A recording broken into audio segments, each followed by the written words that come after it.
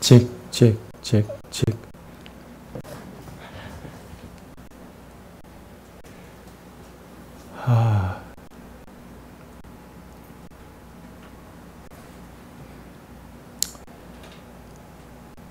Good evening, everybody.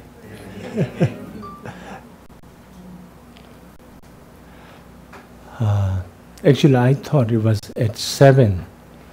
So,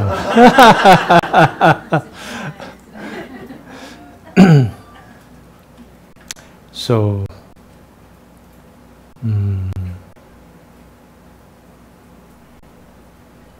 do you do some special puja? Okay. Oh, okay, okay. Okay, okay. So maybe I will start something and then you do whatever. So,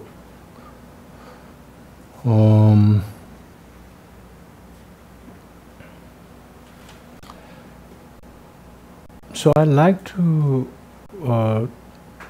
start with a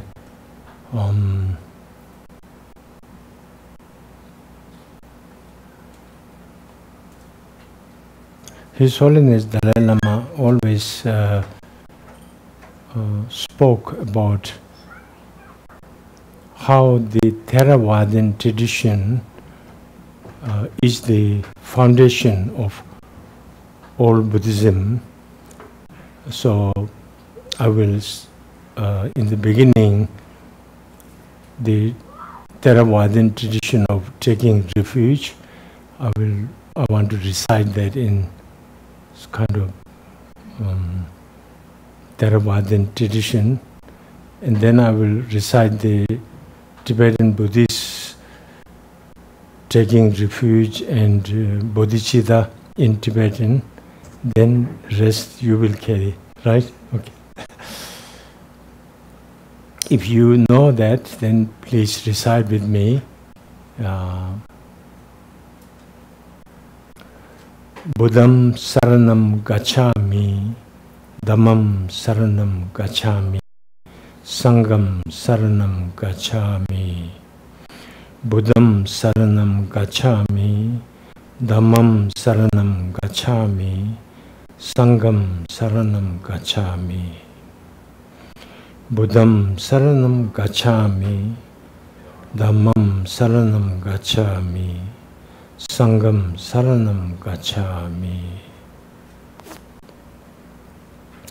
Sangye chödang choki chonam la chanju padu dani japsu chi dagi jinso chebe chonam rola benjo sangye ruba sho. Sangye chödang choki chonam la chanju padu dagi jinso chebe chonam ki rola benjo sangye ruba sho. Sangye chödang choki chonam la chanju padu dani japsu dāgē jēsō jībē tsōnam kī rōlā bēnchū rūpa shō.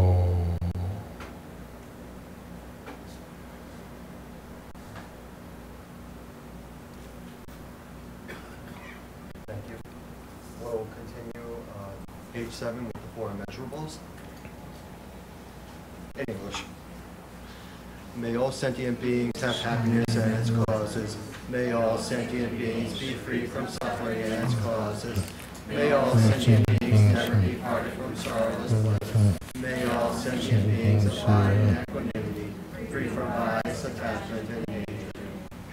To the founder, the Tao, transcendent destroyer, the one gone beyond, the foe destroyer, completely perfected, fully awakened being, perfect in knowledge and good conduct, Sugata, knower of the world, supreme guide of human beings who became, teacher of gods and human beings. To you, the completely and fully awakened one, the Tao, transcendent destroyer, the glorious conqueror, the substitute of the Shakya clan, I prostrate, make offerings, and go for refuge.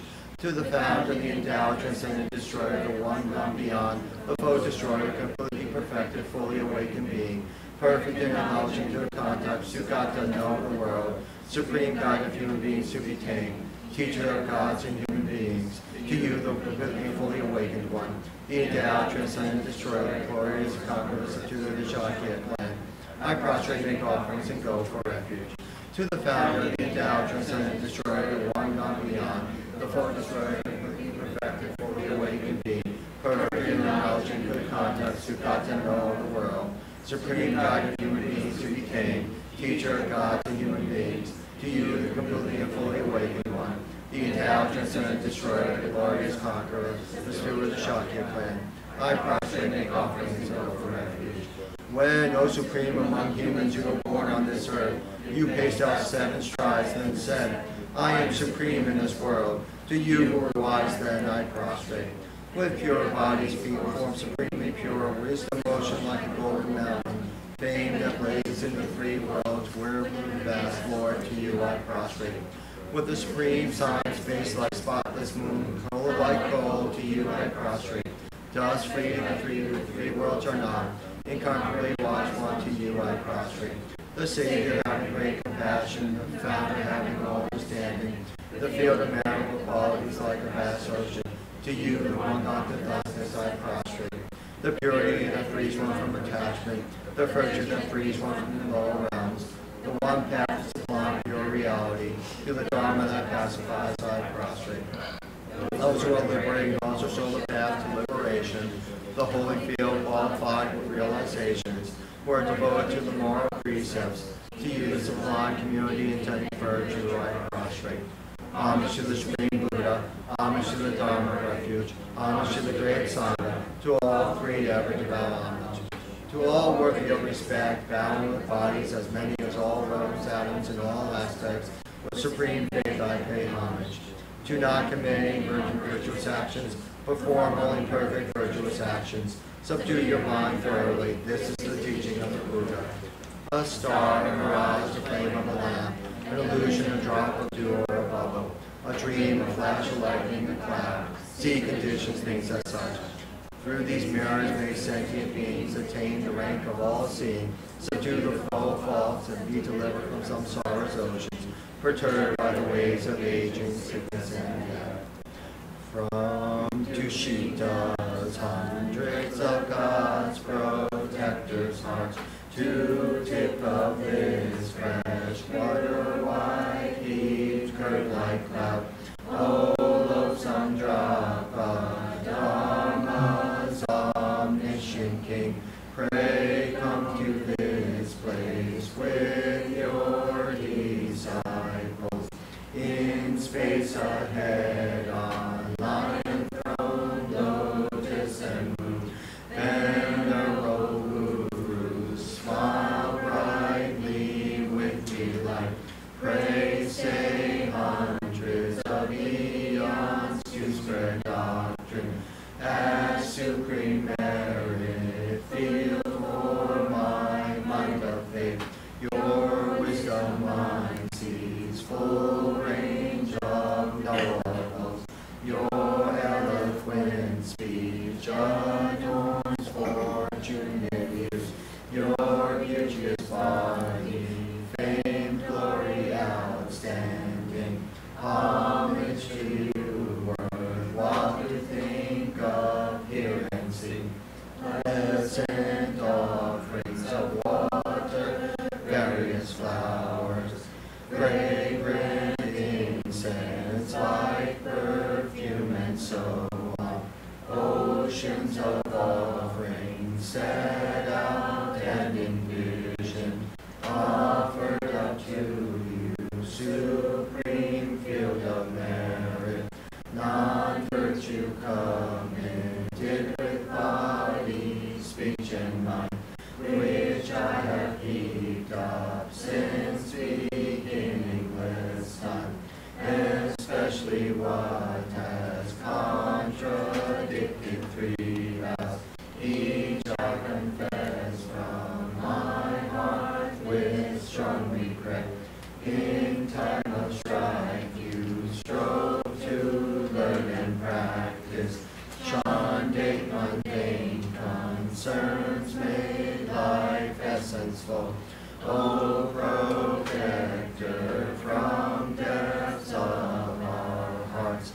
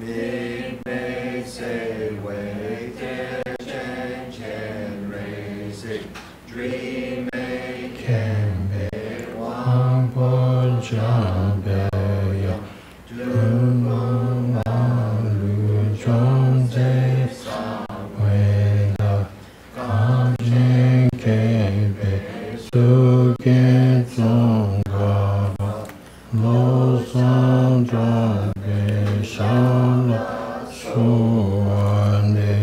O glorious and precious root Guru, pray take seed of lotus on my crown, caring for me with your great kindness, bestow in your body, speech, and mind.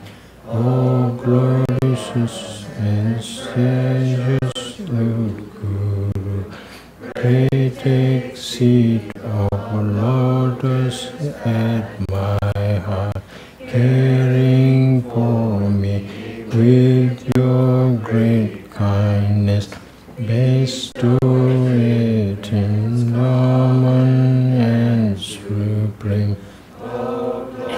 Yes, precious root Guru, pray take seat of lotus with caring for me with your great kindness, until spring bring breaking really seed was. homage to the exalted three jewels. Thus I have heard at one time the Blessed One was going in Rajagriha on Ultra Mountain together with a great assembly of monks and a great assembly of bodhisattvas. At that time the Blessed One was absorbed in the concentration of the countless aspects of phenomena called profound illumination.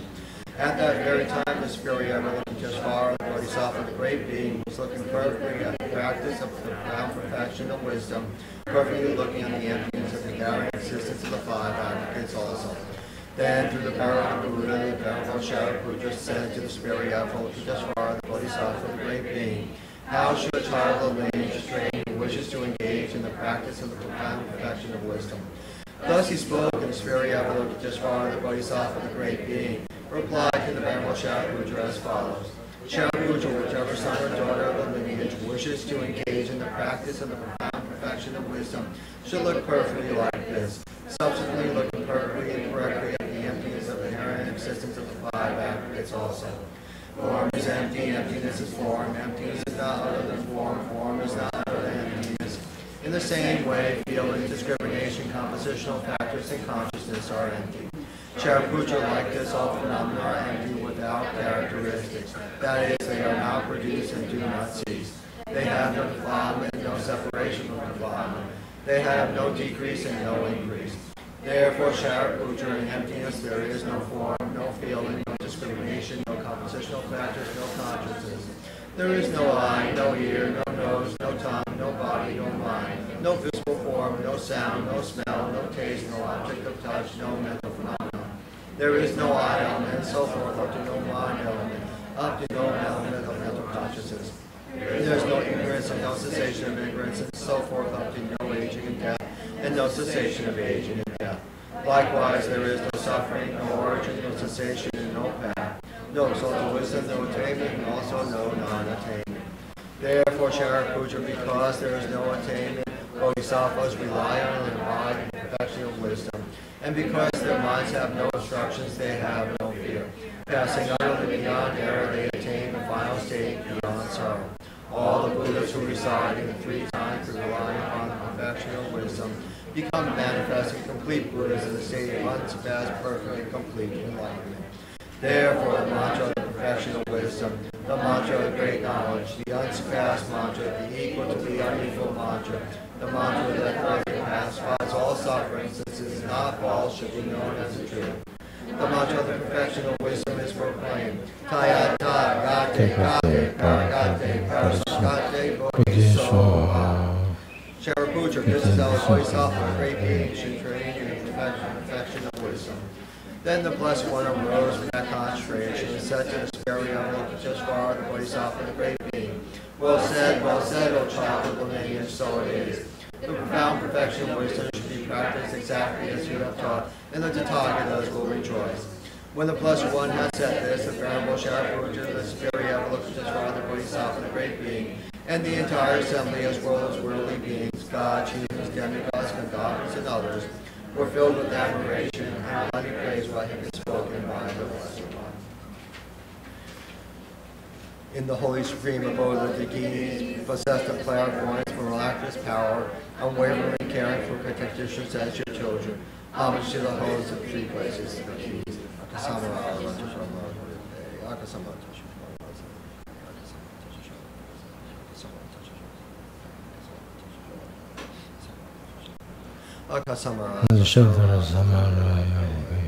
Tayata Om Gate Gate Paragate Parasingate Bodhisoha. Through the power of truth and the assault of free true speech, may all the side and negativity such as this foreign virus be stopped, may it become non-existent, may it be pacified.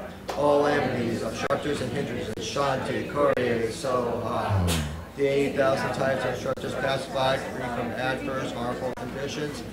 May all be conducive and perfect auspiciousness, bring happiness and well-being here right now. Short Mandala offering in Tibetan. Sashi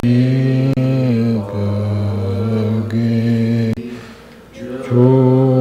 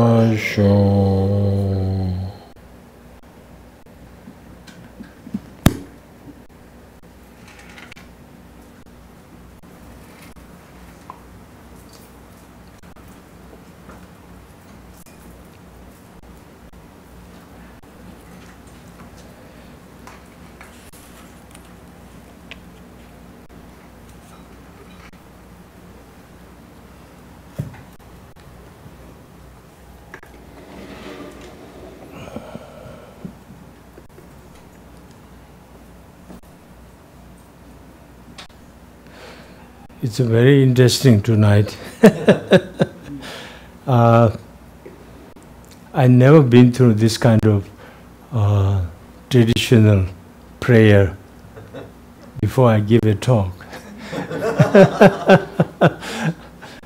Anyway, it's a beautiful feeling that you all able to say all these prayers and chants, and it's so wonderful to hear you able to say this, our traditional prayer in English, such a beautiful way. It's really special.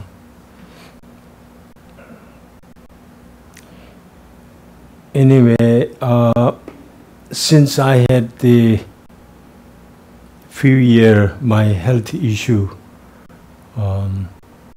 2007 I had the deadly car accident, and then 2008 I had a heart attack. In 2011 I again had a huge head surgery because I had a blood clot in my head, and the doctor had to do big operation from this much. So after that, actually, my wife told me, first even I don't know how to walk when I got up from the surgery, and then after a few days. And then I remember, I even don't remember where I lived. Totally gone. And also I forgot my own signature. So that's very interesting. So it took for a while to get my memories back. Still I have difficulty remembering people's name. But my memories are quite come back. But still I don't have like memories before. So at least I have a note in front of me. So time to time I can gaze on that and then continue.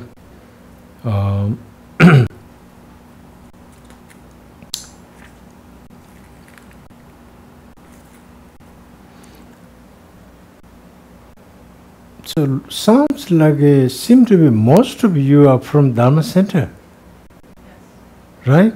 How many from outside? Quite a few. But you guys are not new in Buddhism, right? You have been through something, right?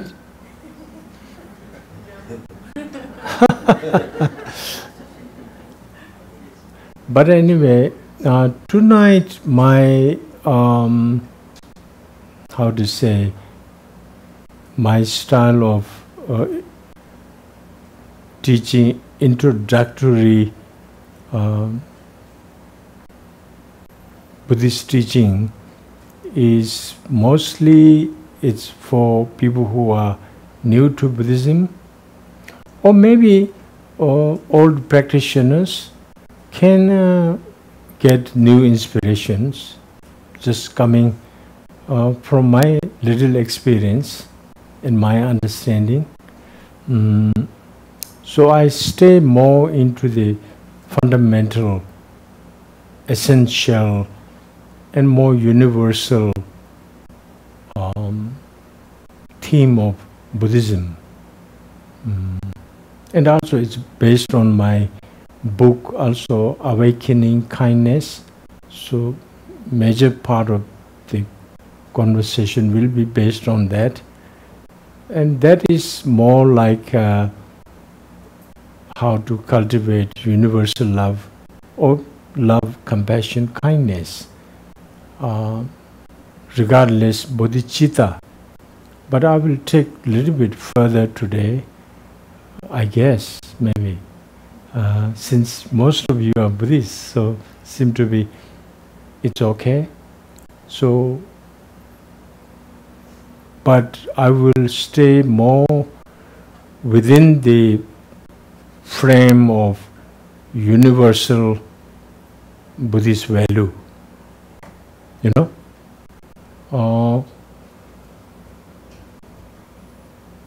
And I really feel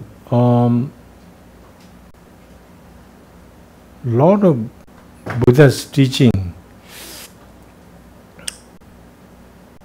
basically really goes down to the core of the reality of the universe, all humanity, all beings who can feel pain and don't want suffering, that kind of universal reality. So when Buddha came by, there was what His Holiness Dalai always talk about theistic religion and non-theistic religion. So theistic religion based on Creator God, because there was already great religion in India, Hinduism. Hinduism has a very profound, one of the most profound theistic religion, I would say. I'm not being biased, but no, I'm a Hindu also, but I have great respect toward Hinduism. It has an incredible teachings. For instance, the Brahma supposed to be the creator God who creates everything, and then Shiva is finally the destroyer when the world is not needed or whatever that is. So there is all this different aspect of God. So I think Buddha didn't need to add anything. It was sufficient enough who the sentient beings whose spirituality is nurtured through such theistic religion. So there was a great religion already in India, Hinduism. And within Hinduism there is a few different variety. Also Sikhism came later. I don't think Sikhism themselves consider they are part of Hinduism. I think I read something like that. And then there is a few variety other religion. So anyway, so Buddha's teaching really went to the core of the humanity, or all sentient being, that basically how we have this natural instinct within us, wanting happiness and not wanting suffering, right? Such a reality is so fundamental to all humanity, all sentient beings, that no religion have to teach that, to feel that way. It's a very natural. Cats, dogs, ants, birds, fish, we human beings, the flies, mosquitoes, everybody feels the same thing. They also want happiness. They cherish their life, very life.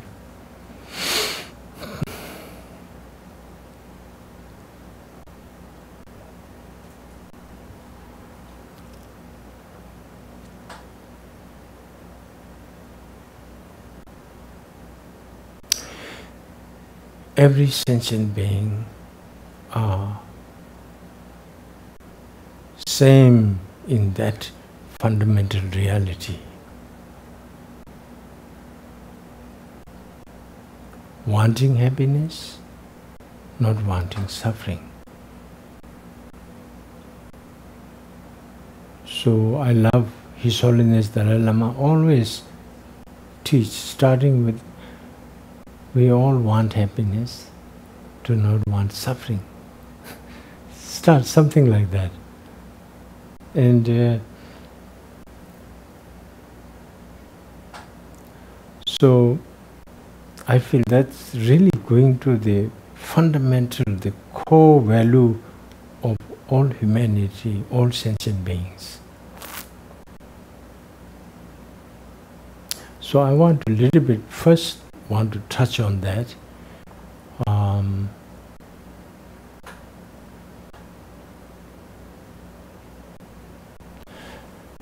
Like myself, I go through details, and to some extent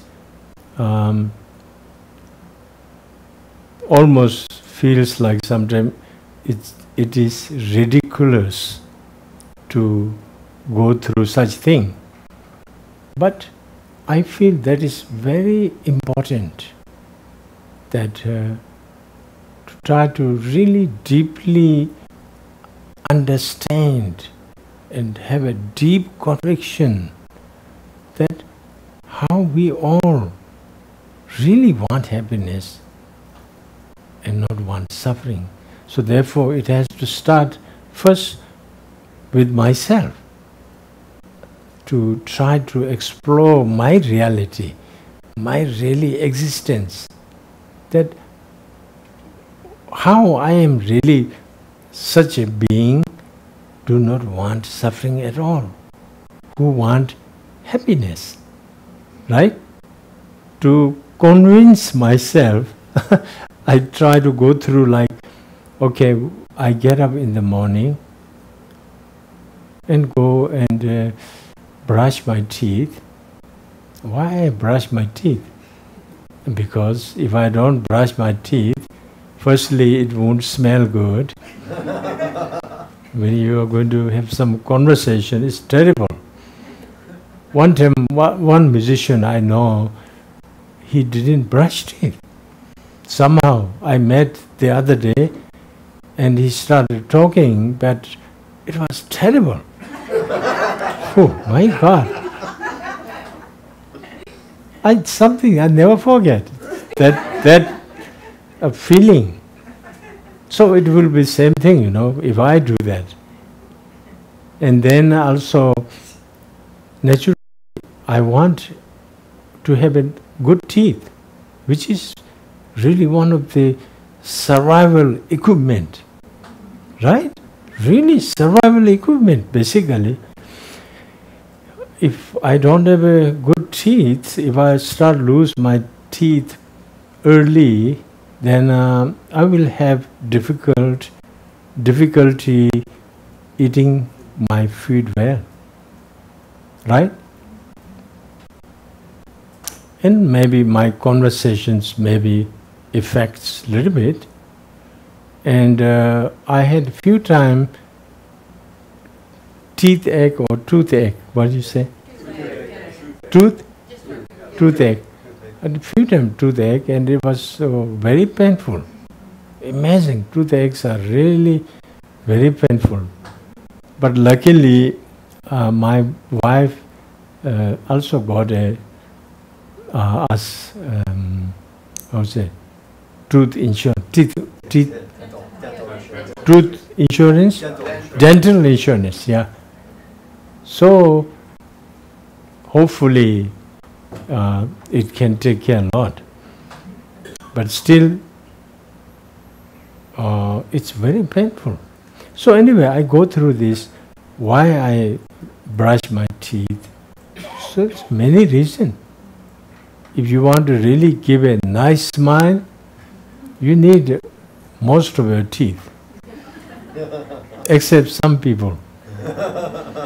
I know one Italian in Goa, South India, something like that.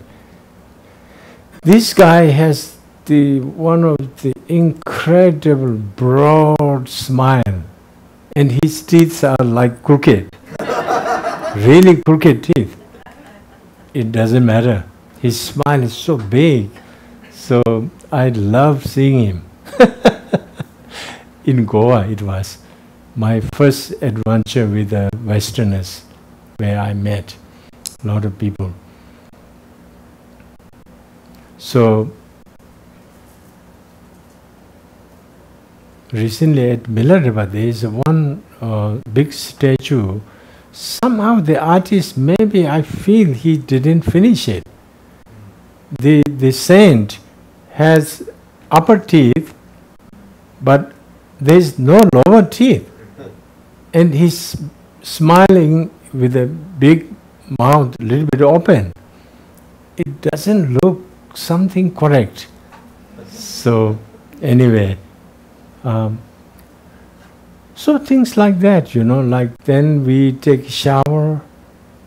Why? Because you want to be fresh and hygienic and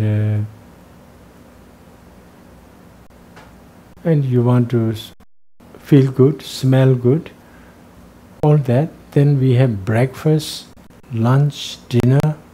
Why? Because if I don't eat, then I can't sustain my body healthily. Then we have trying to have education. So I go through like this detail. Then why I should have some education? Again, it goes down to the same thing. Because if I have a better education, I can get better job. I will be much more equipped to function in this world, communicate with other human beings, right? So, and we all try to have a good job, same thing. The reason is again same. And we want to have a nice companion in our life. I like the Western way of saying when they get married, for richer or for poor, something, right? For sickness and health. Yeah, that's very true. We need that. And you want a good companion, right? Everybody wants a good companion. So that's why they try to have a nice companion in their life. And nice family. And also a lot of good friends we try to have. And a nice house where to live, a nice car to drive wherever you need to go and come and whatever. So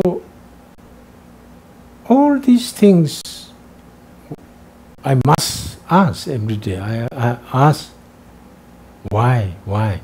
Then always same thing. Because I have this innate fundamental nature that I want happiness, do not want suffering.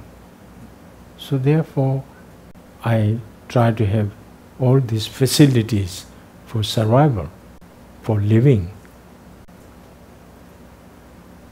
And we practice Dharma, take teachings, all this. Why? Again, same thing. Because Dharma helps us, especially like Buddhism, how to train our heart and mind to become better human being, to face with different this neurosis we have, different destructive emotion. I like His Holiness really liked the term destructive emotion for kalesha, for these defilements in the consciousness. That's imagine.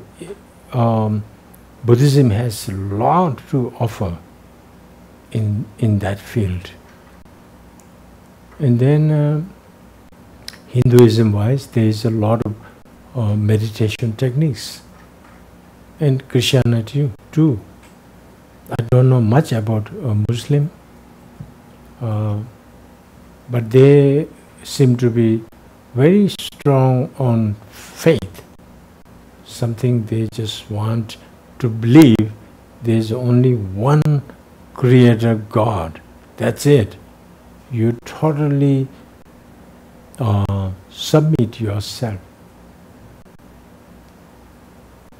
And God, the Allah will take care. Something like that. So they have very strong faith. And that helps them to minimize a lot of inner problem and fear, all this. There's one BBC documentary I trying to study a little bit about Islam and Prophet Muhammadan. So that was quite educational for me. So I tried to understand different faiths. Christianity, yeah, I made a lot of good friends. I tried to converse with them. And some priests.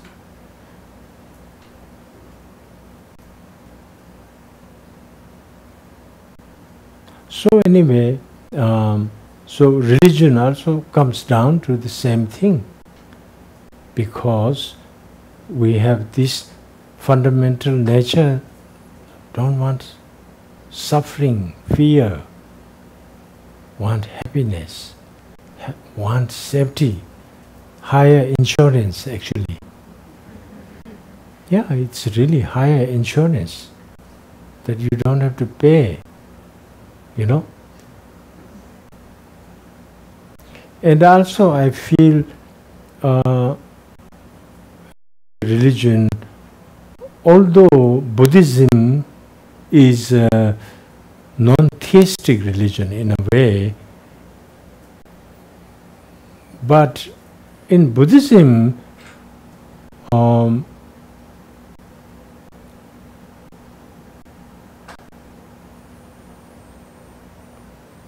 although,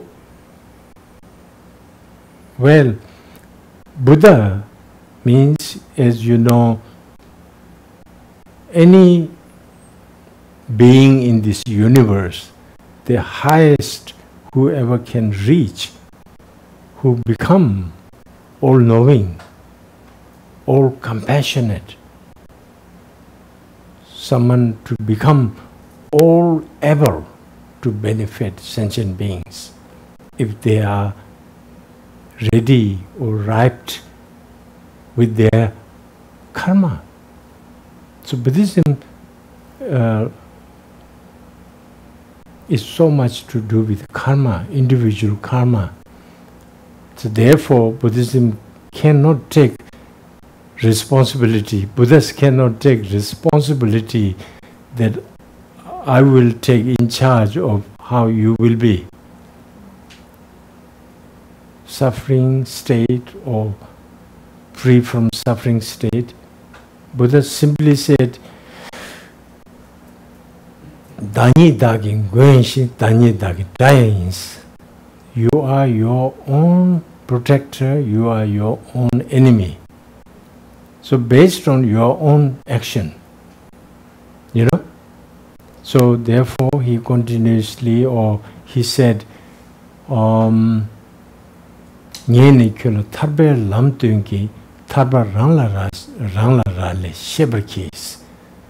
I can only show you the way how to become enlightened.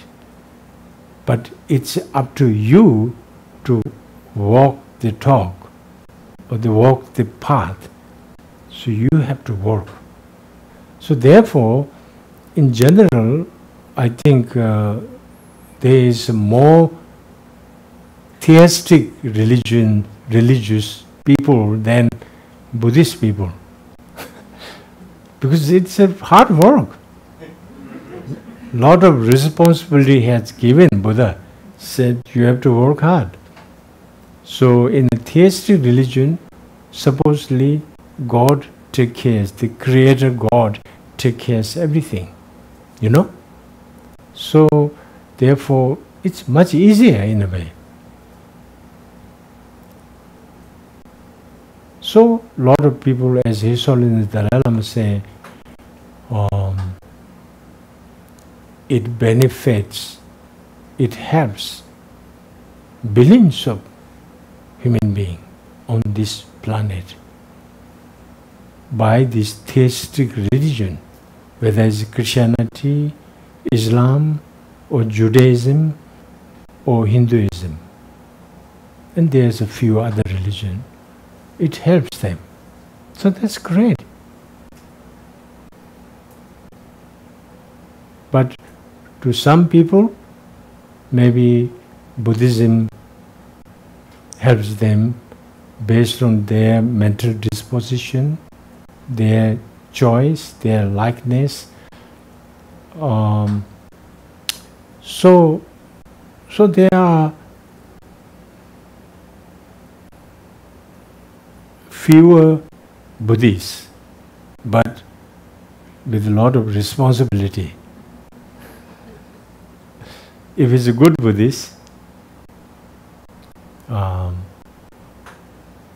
therefore, based on the fundamental nature of humanity, fundamental nature of all sentient beings, that how we want happiness, how we do not want suffering. So therefore, basically, Buddha gave his ever first sermon or teaching after being enlightened in Bodh Gaya. In Varanasi, he gave Saranad, the first teaching, the Four Noble Truths. Basically, he said, this is suffering. This is the truth of suffering. Buddha he said, oh, it's far out. Enlightenment is so great. Let's just party on.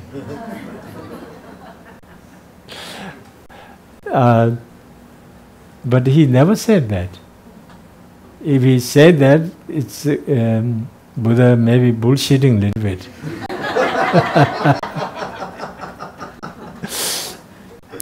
So Buddha said basically, this is the truth of suffering. We do have suffering. Suffering of being born, suffering of old age, suffering of sickness, suffering of dying, and all this different suffering of our destructive emotion. That's the big one, actually. So, he said, there is suffering. But he didn't say, this is all. There is a suffering, life is suffering, so, mamma mia, what kind of life we have. Instead of, he said, this is the truth of suffering, but this is the cause of suffering. So, if we can get rid of the cause, then we will be free of suffering. So therefore, this is the path of how to get rid of suffering.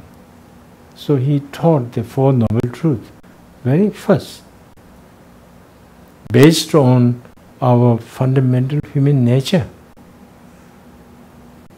Right? So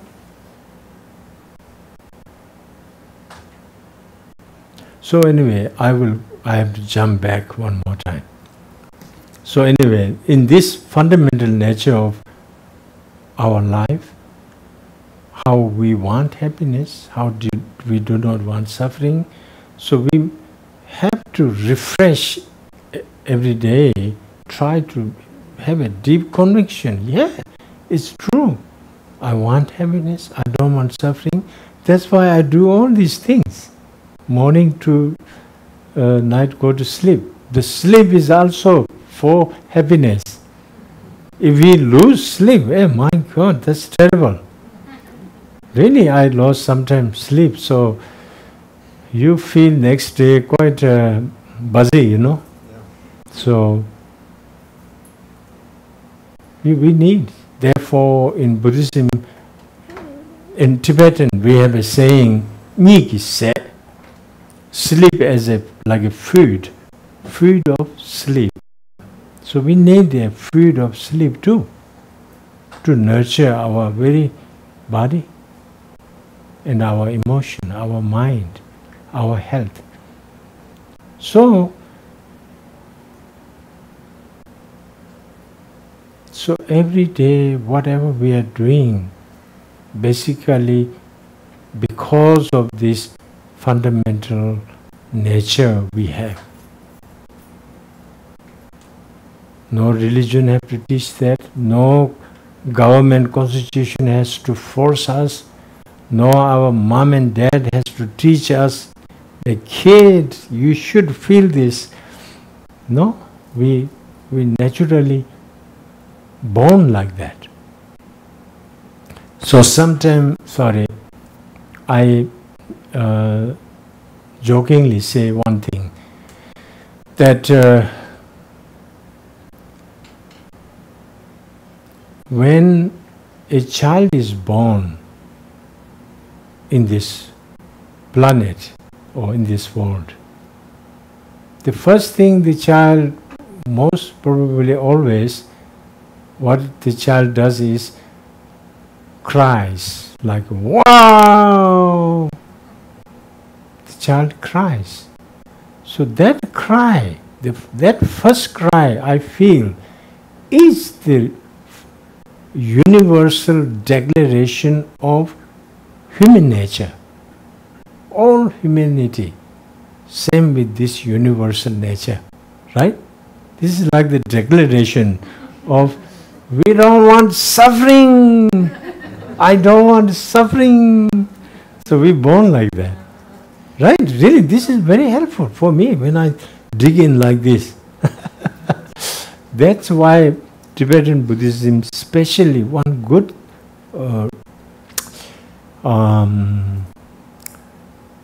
method in the spiritual development is the analytical meditation, which is so incredible.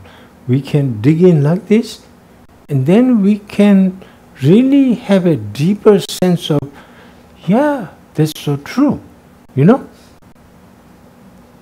So, and then the second thing is, when mostly is a mother nurses the baby, and the child become quiet and calm after that cry.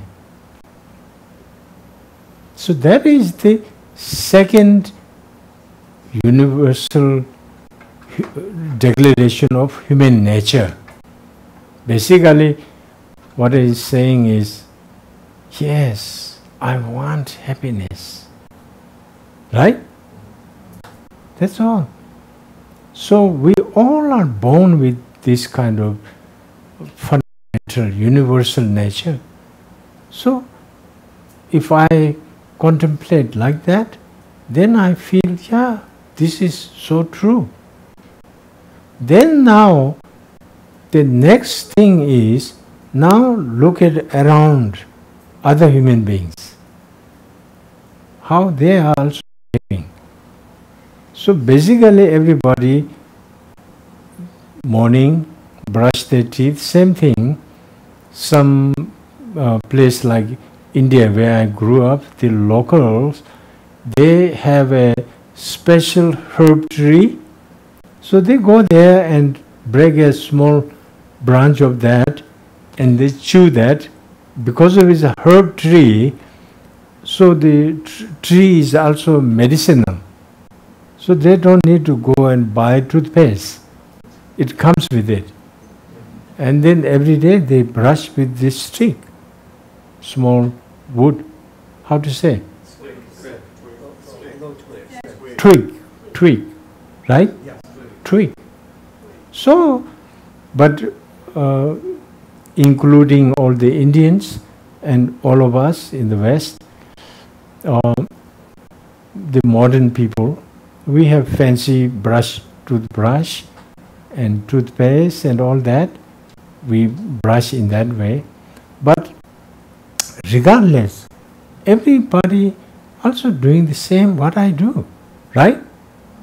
They're all having breakfast, lunch, dinner, maybe some varieties there, but everybody has to eat and wear nice clothes and try to make their hair nice to look good, right?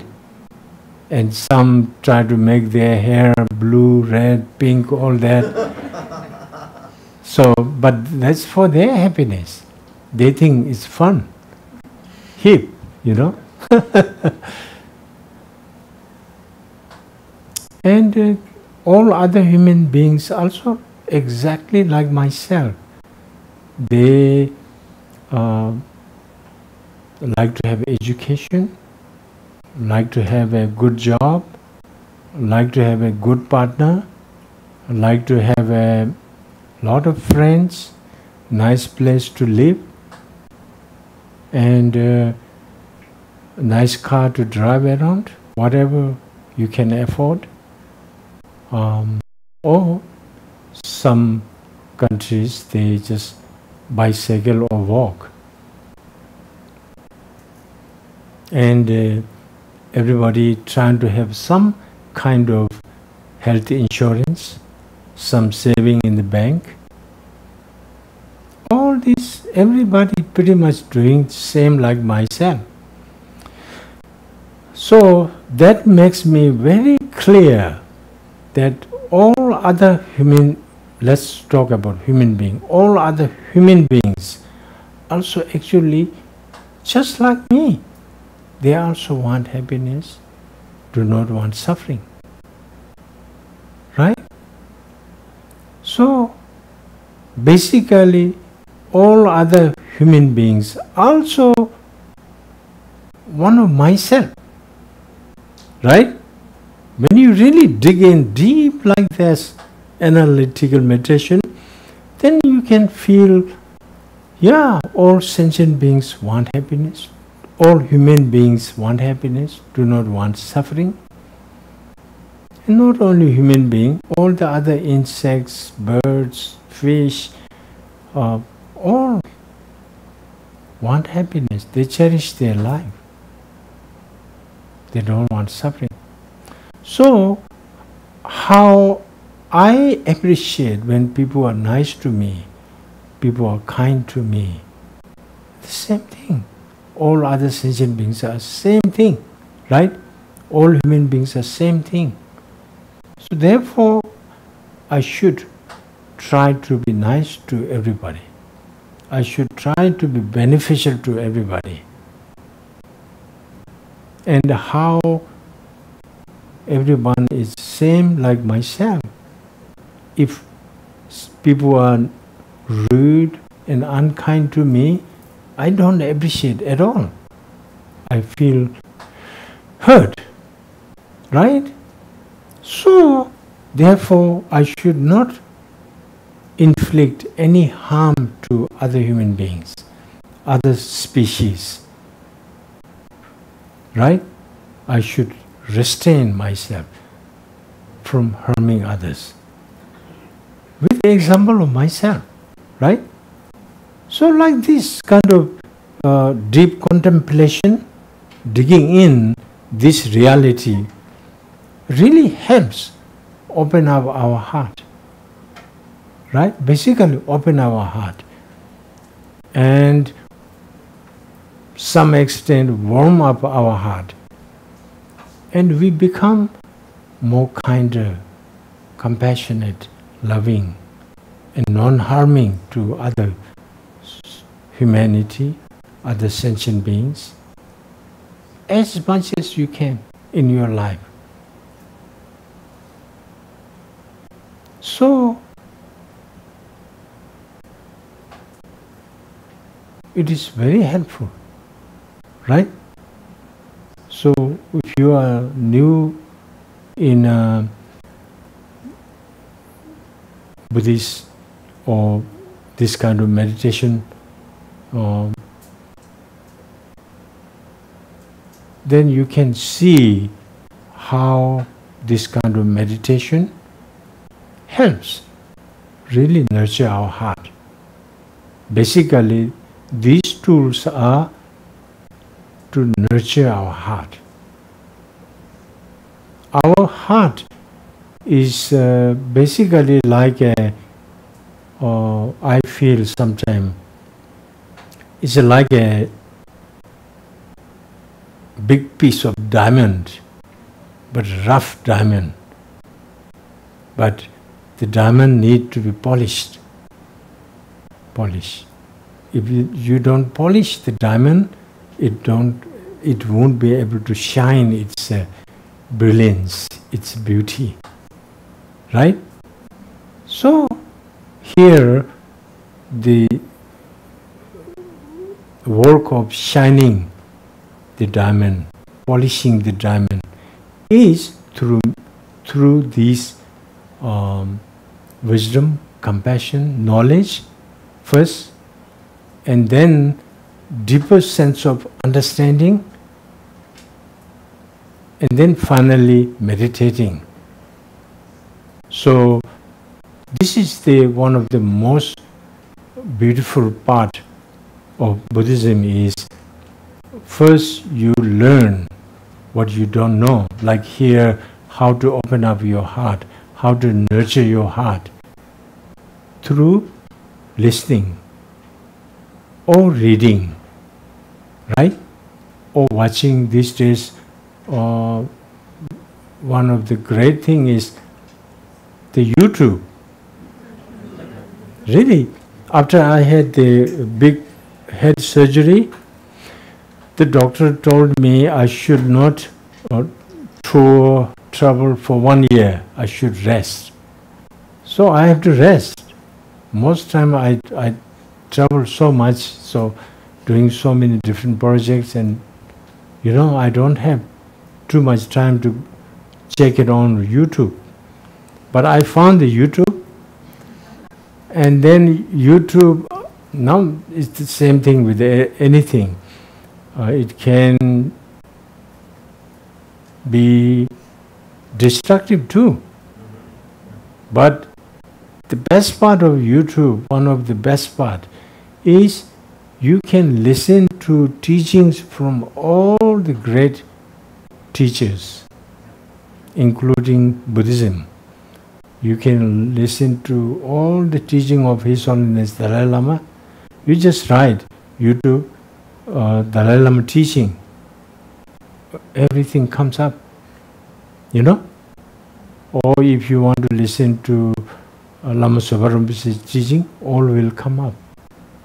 And there is one other great Buddhist teacher called Thich Nhat Hanh, Vietnamese master. He is one of really great teacher.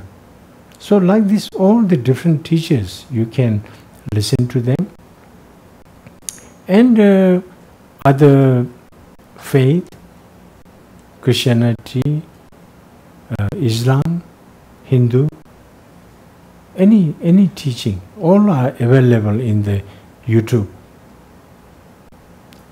So this is one of the learning tool. But in Buddhism, first stage, we call it Töbe Sherab, Sambe Sherab, Gombe Sherab. There is 3 stages of wisdom. I like to say wisdom. The first, or insight of wisdom. The first stage is through learning, to listening, and to studying, reading scripture or whatever, Or through YouTube, you can learn so much. And then you learn about something you don't know. That's the first stages of the wisdom, learning. Now the second stage of the wisdom is you just simply it's not enough to know about something, right? Let's say bodhicitta. It's not enough to learn about bodhicitta, but you have a deep sense of understanding, deep sense of realization. Yeah, this is how you meditate. And this process you go through, and then it have this kind of effect to your heart and mind, right? So it's much deeper, much grounded, deeper sense of wisdom than just listening or learning through reading something. You analyze again and again and again. Then ask your teacher or to any expert on that who are really knowledgeable about that. Then you clarify your different doubts. And that wisdom now, wisdom through contemplation, Tujung Shirap, the wisdom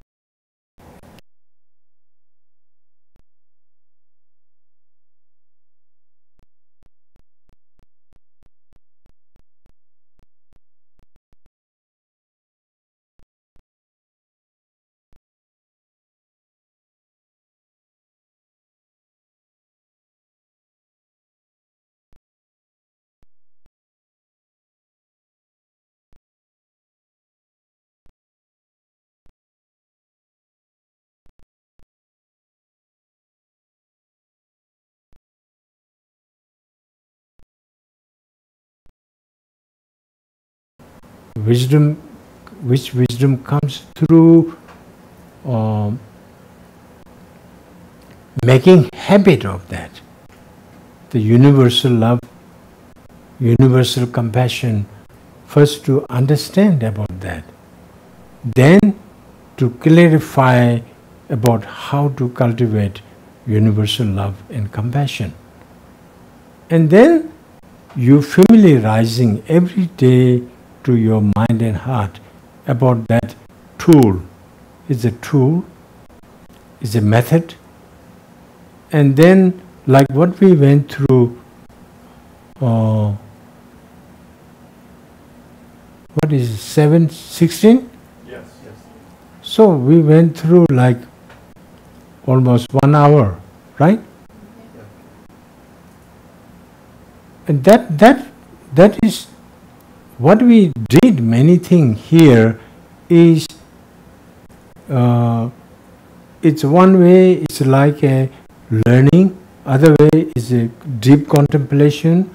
The other thing is we are familiarizing about love and compassion to others as well as to yourself. So if you do like that every day, the great bodhisattva, living bodhisattva called Lama Rinpoche, who became the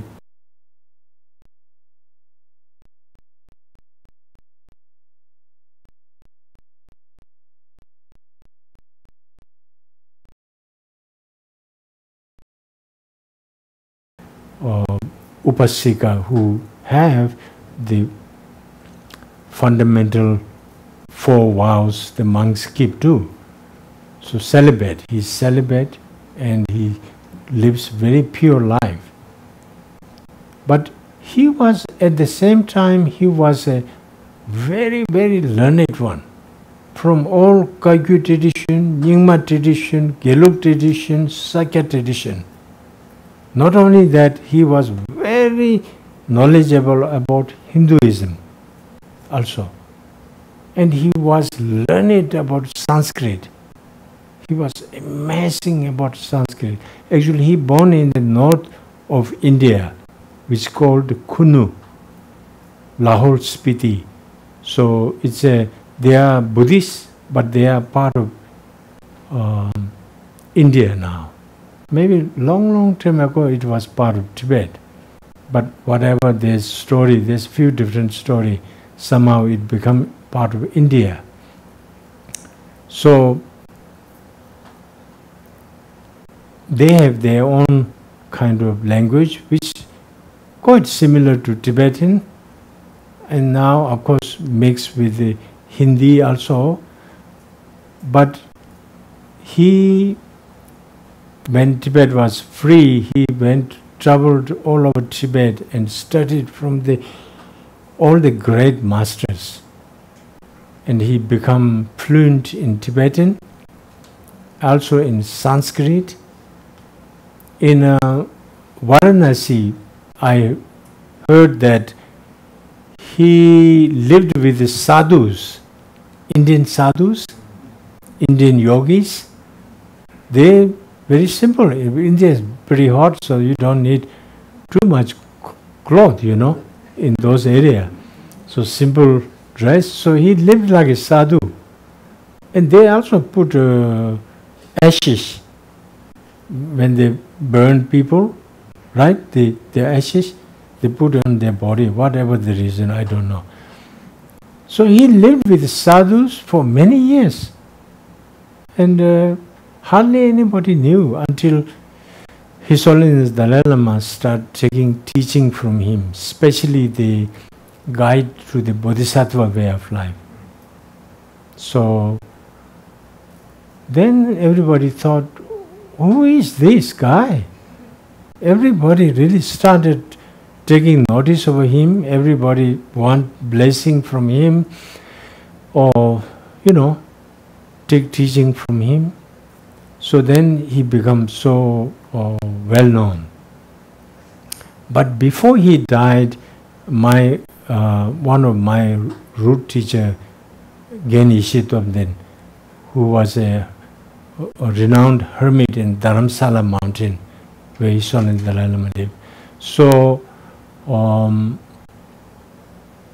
he was also student of him. So therefore he wanted to go to Rawalsar, it's in North India, from Dharamsala, several hour journey in bus. So he took me with him, so we able to see him. So I had some opportunity to ask him some question on different things, especially on bodhicitta. So what he told me, one thing is, in eastern Tibet, there are some hermit meditators in the mountain that they only meditate on bodhicitta, universal love, universal infinite compassion, and bodhicitta. Try to develop single-pointedly on this one subject, bodhicitta. And they meditate for 8 years, 10 years, 12 years. And then in the Tibetan tradition, we call it Tsuejeg Nyoa and Tsuemeg Nyoa. Tsuejeg Nyoa is experience, realization through effort of meditation. And meditation and single-pointed meditation combined, you meditate with, you put a lot of effort.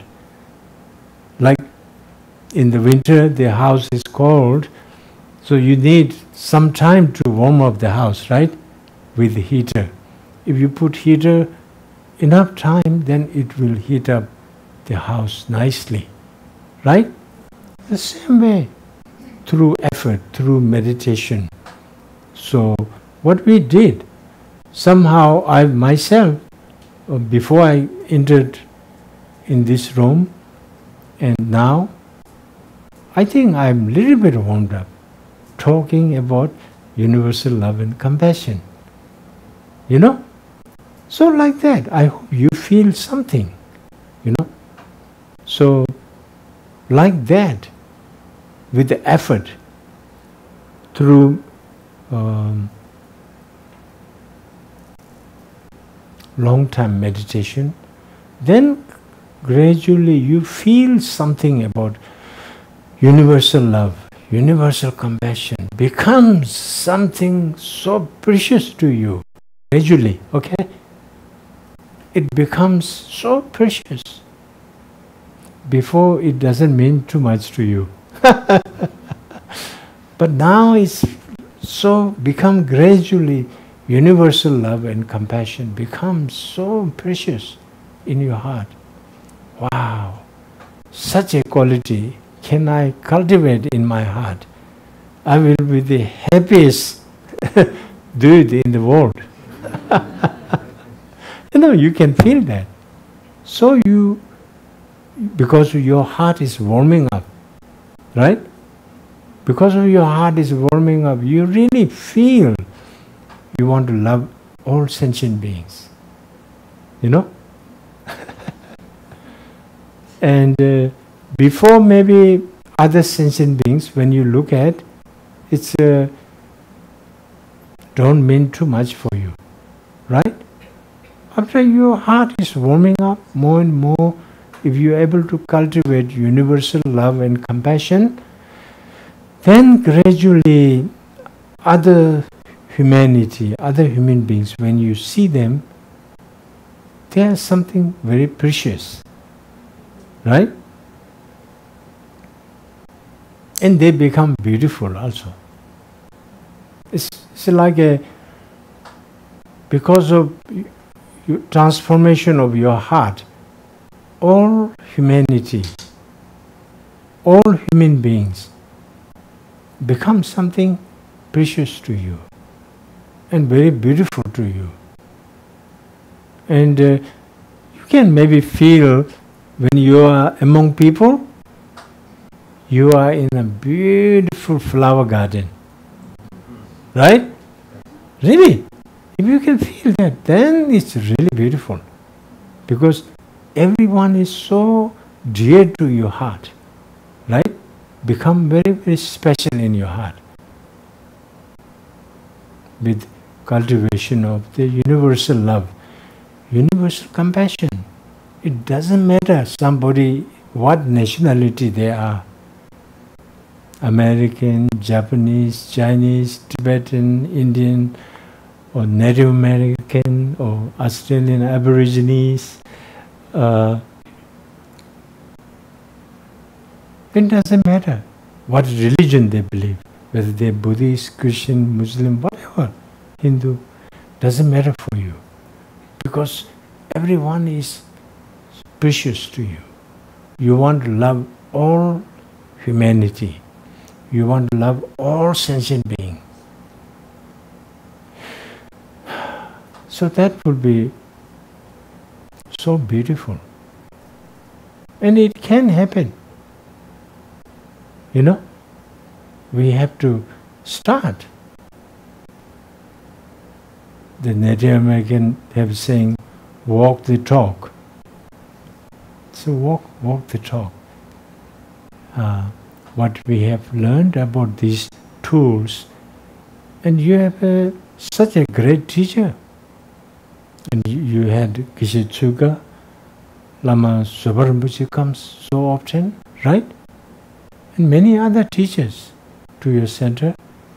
And you have a wonderful young teacher, very vibrant, very well educated, Geshe Ngawa.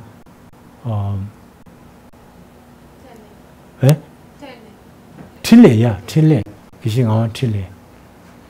I really like him.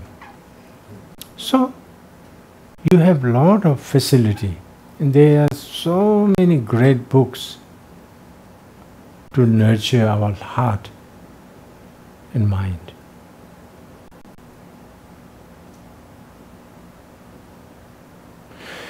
And I'm a strong believer that one of the most precious thing, most important thing about Tibet is it has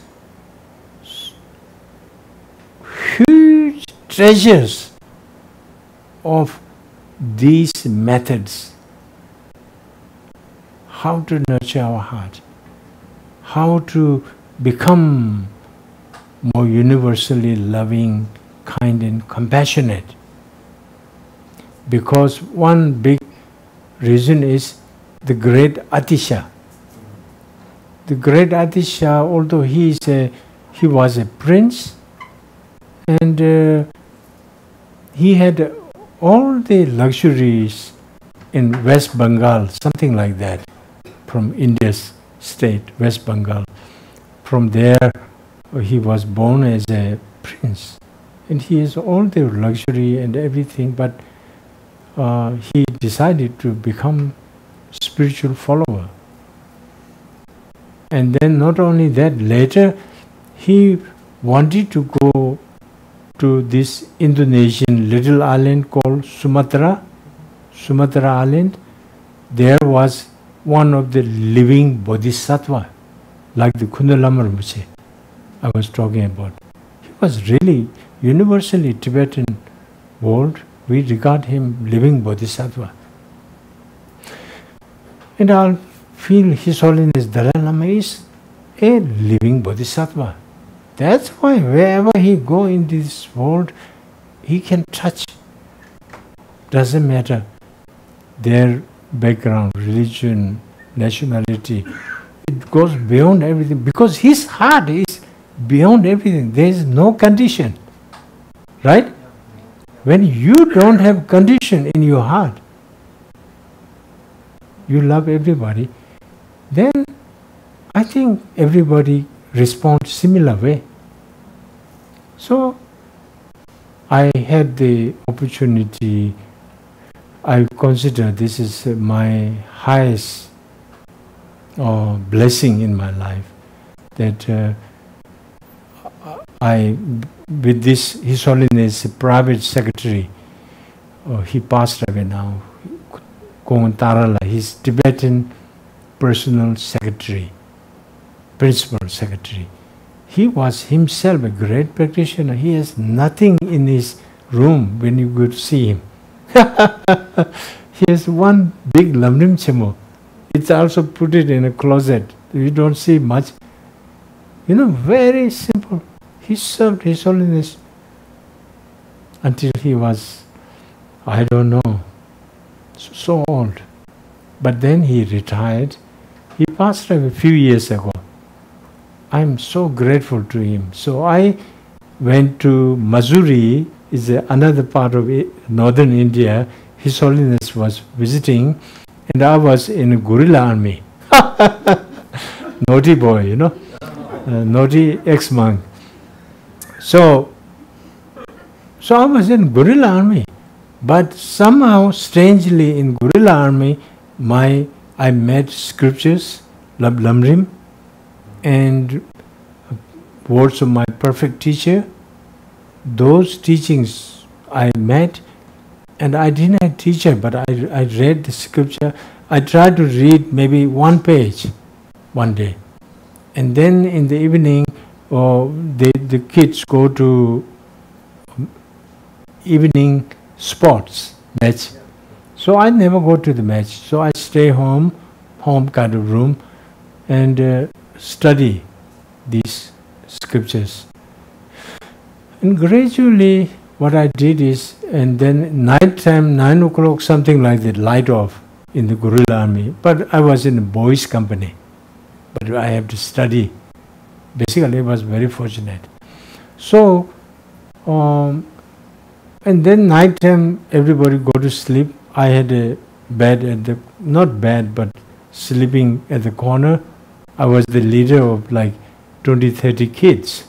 I have to look after them. So everybody go to sleep, then I put my blanket on my head and I sit and meditate what I learned during the day, the scripture. So gradually I start kind of change my whole view of my life, of the world. Then basically all I wanted was to become hermit and meditate. So I went to Missouri to see His Holiness, but I met his private secretary. I was maybe somewhere 18, 19 years old. So he looked at me very carefully and he said, you know, these are very good what you want in your life, but you are very young. So you just go back first for some time and I will see what I can do. And so I was thinking, oh my God, why I can't see His Holiness? I want some advice from His Holiness. What should I do?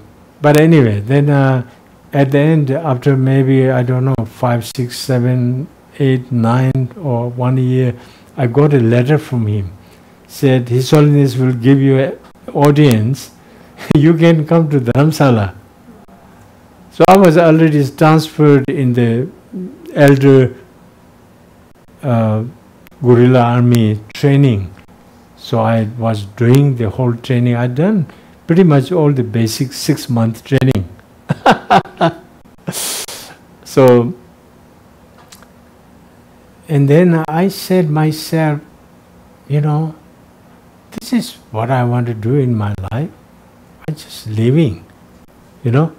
So I took 10-day casual leave and then I left. So I have to quickly wrap up. Sorry, I'm going too much. Too excited here. I'm supposed to almost finish, right? 7:35. You have time. Okay, a little bit time.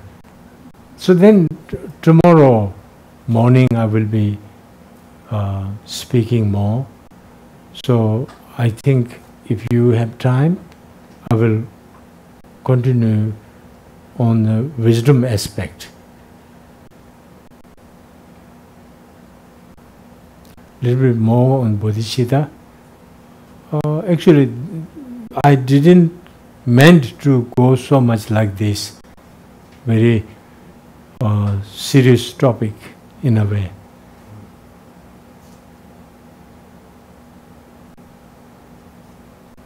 So anyway, this Kongatarala gave me this letter, and then I came, I saw His Holiness, and I said, I want to become a hermit. Please, can you guide me? Very sincerely. And His Holiness said, it's okay, you can stay here.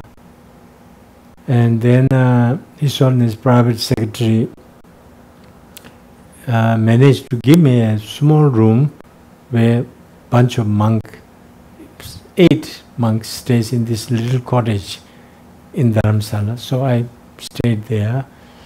And then His Holiness started sponsor me.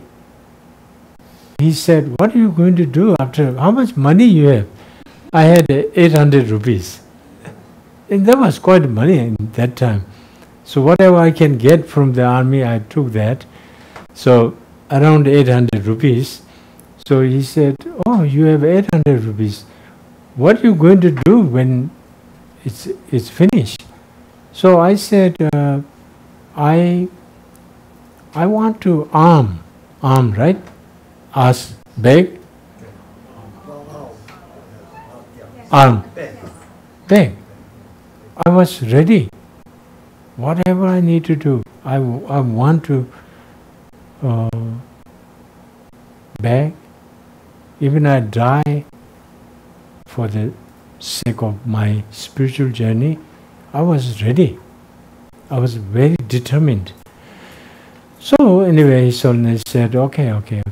So then after, I don't know, a few months, someone came and said, now you will get this monthly kind of allowance for the hermit, which becomes His Holiness a personal hermit. Kuger Samba. His Holiness personal hermits. They are not all, but some. But then gradually His Holiness even gave me opportunity to come to see him whenever I have a question. He said, that only gets few who are really great practitioners. But my case, I am just on the bottom, you know, just a new monk who really sincerely want to practice, that's all. But His Holiness was so kind. He said, if you have any question, you can come and see me. So anyway, so then I was able to see His Holiness. Whenever I had a question, I ask my question and I go back to my hermitage. So anyway,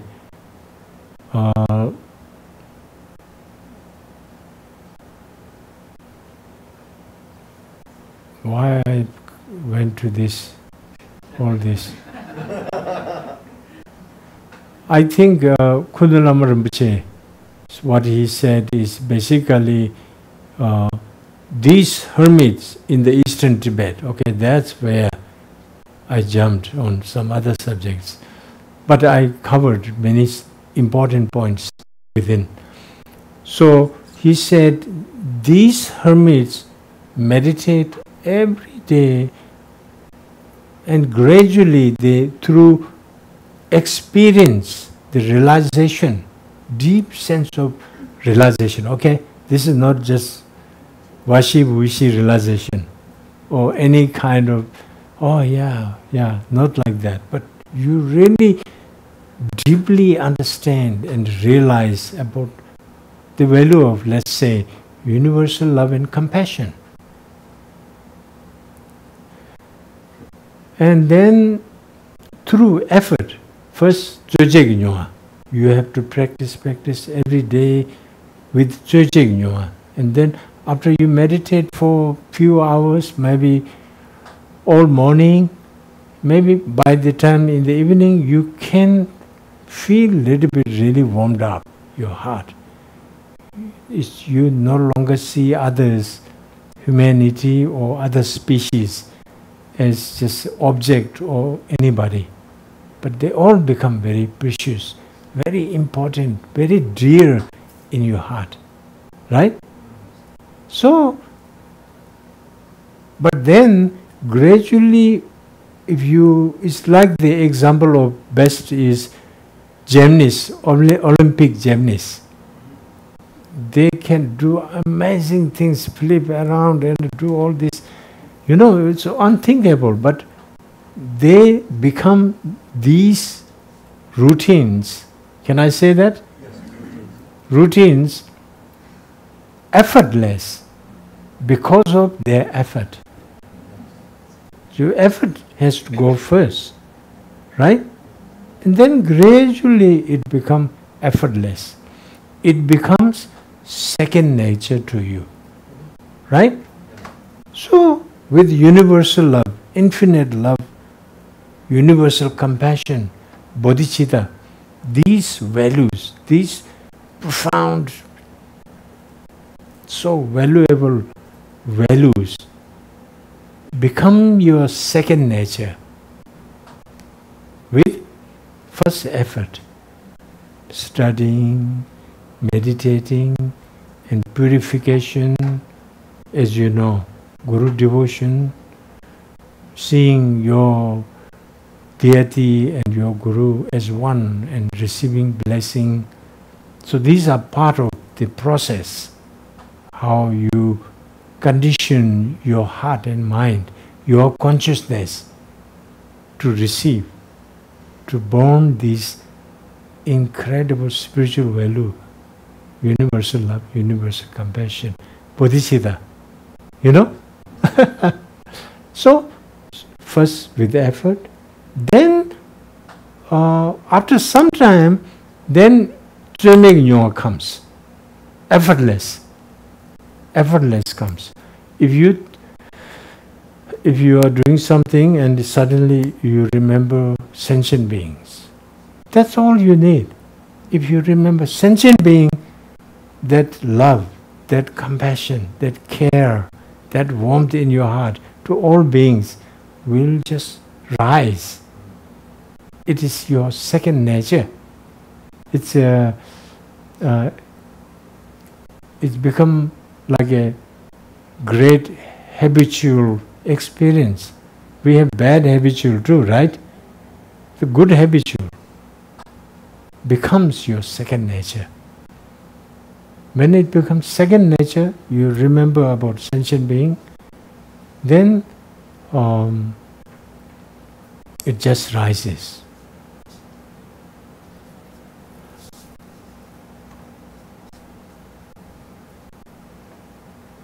And then if you can realize shunyata,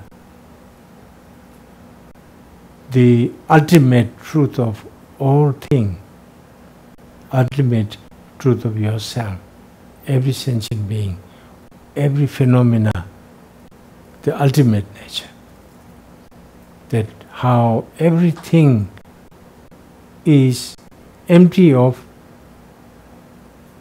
egocentric reality. Nothing exists independently. Therefore, everything is empty of independent existence. Right? Everything is objectively existing. Then nothing can exist objectively. It's only mere imputation, mere label, name only. But this name only, if you can really understand the deep realization of interdependent nature of life, emptiness, then this name only carries so much weight. Every function of the samsara to the nirvana, Buddhahood, to all this worldly thing, everything in life can function in the name only. Name only has so much power too. Not like this is name only. Yeah? There is a one name only that has nothing in that. That's the mistaken nihilism. But the name only with deep understanding, deep realization, then carries so much weight in that. Every function can exist because of nothing exists independently. If everything exists independently, then how it can function dependently, right? Everything functions because there is a dependent arising, right? Karma can exist because of its dependent arising. So therefore nothing exists independently, right? So if you can understand shunyata, this emptiness of independent existence, then it strengthens your bodhicitta feeling, your universal love and compassion, the realization become more solid, more grounded. And then if you will gradually, if you have the vipassana and shamatha and vipassana meditation through, let's say, meditation on emptiness, and gradually if your meditation become very advanced, then they call it you can see the emptiness, that wisdom directly, right? If someone never saw His Holiness Dalai Lama, but they saw a picture, they can still have some understanding, oh, His Holiness Dalai Lama look like this, right? But one day that person directly sees His Holiness being there, His presence, His speaking, then it's a very different experience, you know. So same way, emptiness can be understood through inferential cognition or direct perception. When you will realize, able to see the ultimate nature of reality, life, everything directly, then it's called the first bhumi. You reach to the first bhumi out of the 10 stages to fully enlightened being or enlightened state to Buddhahood. So that first bhumi becomes very, very powerful. Then your bodhicitta will never discouraged or damaged. It becomes more solid. Something like that. So maybe tomorrow morning I will continue from here, and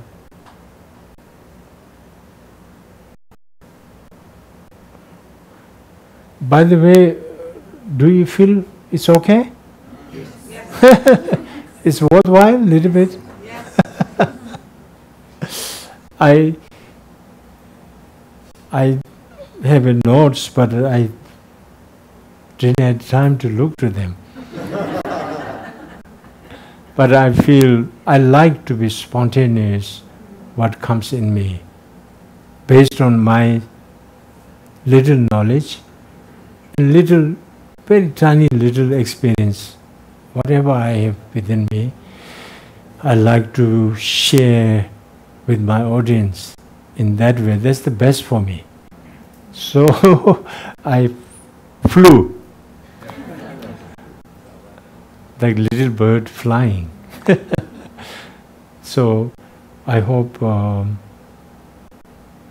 you have a wonderful life and cultivate universal love, infinite compassion, universal compassion, kindness, and bodhicitta. You want to become a completely enlightened being from deep from your heart in order to serve all sentient beings. Okay? To all sentient beings, not only humanity, not only the species on this planet, on earth or water or on the space.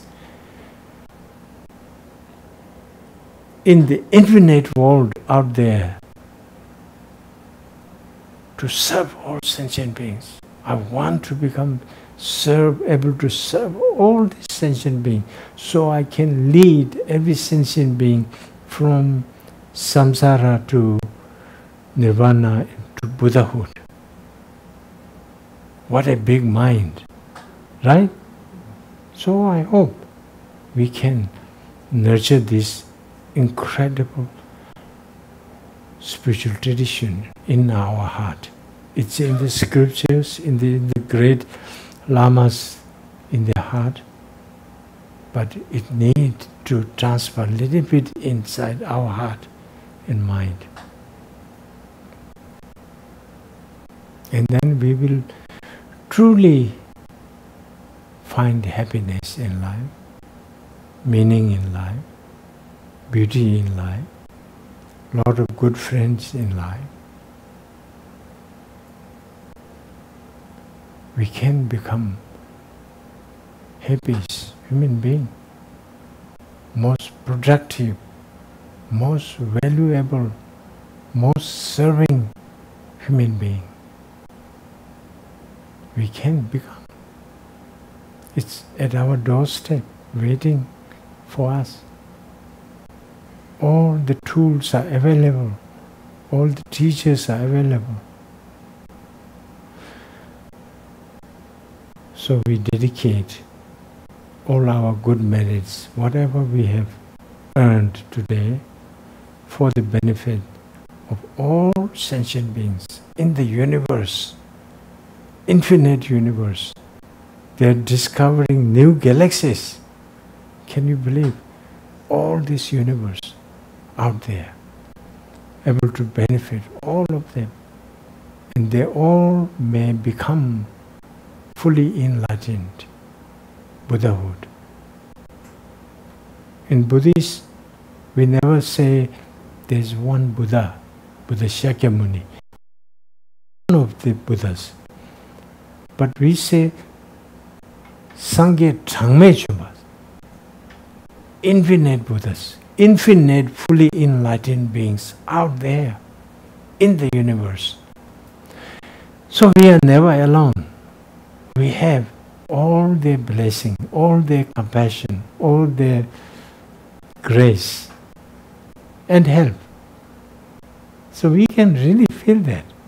Okay? So we dedicate all sentient beings, may all of them become fully enlightened, with all-knowing, all-compassionate, and all-able.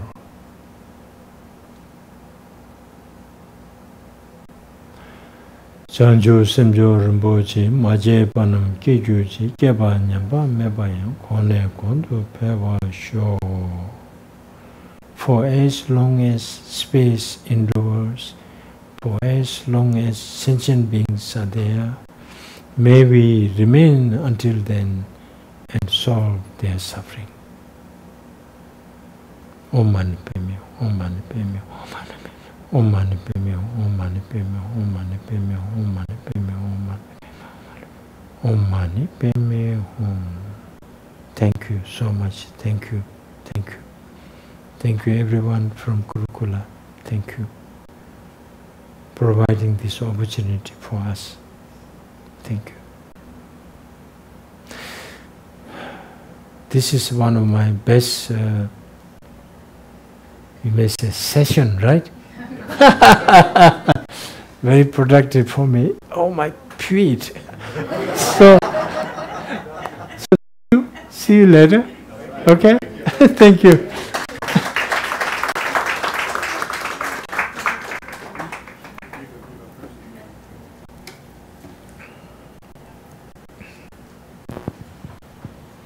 Thank you so much, Nawang. We are beyond privileged to have you here. And everyone, we would hope to see you tomorrow because... Thank you. Thank you, Nawang. Thank you. Everyone, we...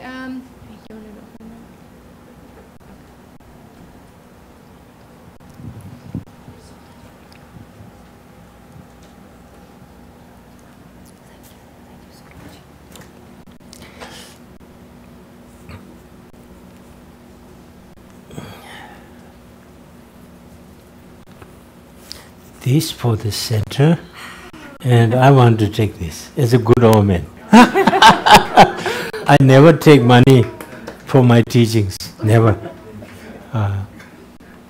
So, I love this center. Thank you so much. Thank you. Thank you. Thank you. This is for the center, we'll do that. Please. Thank you. Thank you. Thank you so much. Have a wonderful time. Yes. Have a kind life. Thank you. And Nawang, we would love to take a picture of the group with you. Oh yeah, okay. Thank you. So everyone stand behind Lama, I'll come in front, and then we'll take a quick picture.